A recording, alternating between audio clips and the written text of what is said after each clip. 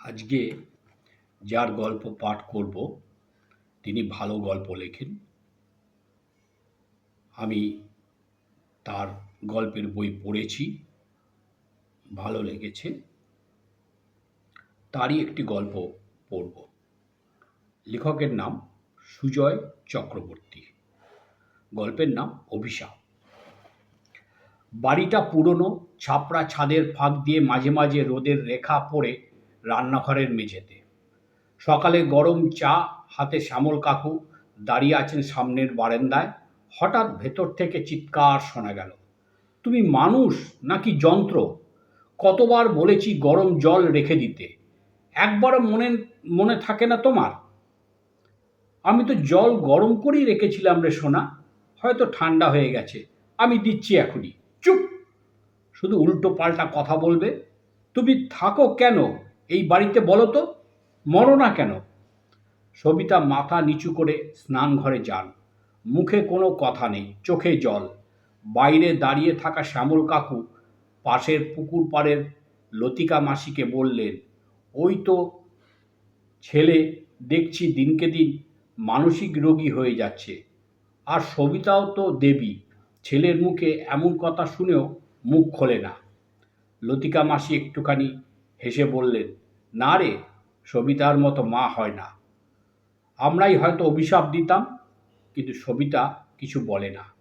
বিকেলে সুমন ঘুমিয়ে পড়েছে।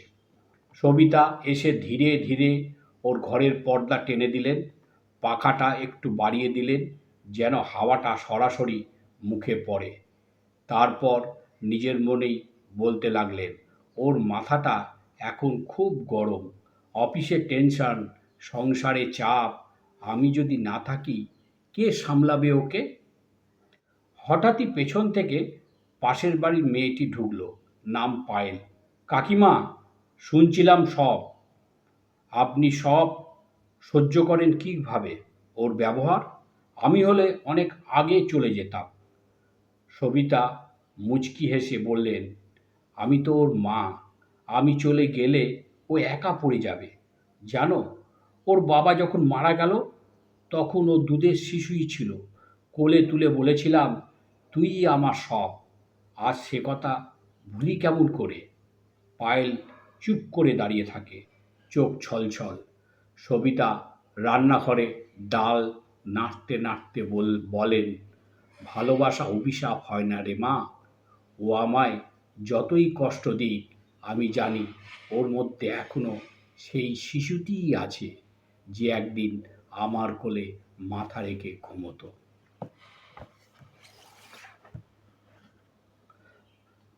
গল্পটি ইস্কায় বেরিয়েছিল গত বছর পুজো সংখ্যায়।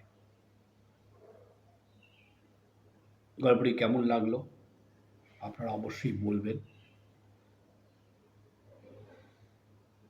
ভালো লাগলে শেয়ার করবেন। আর আমার এই ছোট্ট চ্যানেলটি সাবস্ক্রাইব করতে ভুলবেন না যেন। নমস্কার।